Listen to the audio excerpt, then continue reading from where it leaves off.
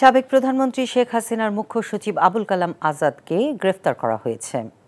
শনিবার রাজধানীর ধানমন্ডি থেকে তাকে গ্রেফতার করে ঢাকা মহানগর গোয়েন্দা পুলিশ। বিষয়টি নিশ্চিত করেছেন ডিএমপির অতিরিক্ত কমিশনার রেজাউল করিম মল্লিক।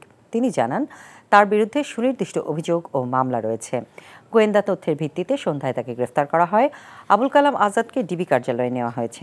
রোববার রিমান্ড চেয়ে তাকে আদালতে সোপর্দ করা হবে। গত সংসদ নির্বাচনে আওয়ামী লীগের মনোনয়নে জামালপুর 5 আসনের সংসদ সদস্য হয়েছিলেন আবুল কালাম আজাদ।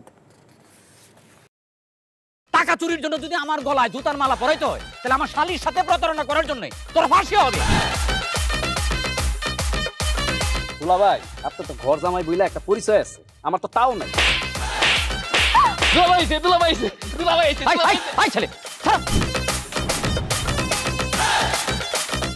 রাজনৈতিক ফ্যামিলির মেয়ে হয়ে ওই কাজ করবে।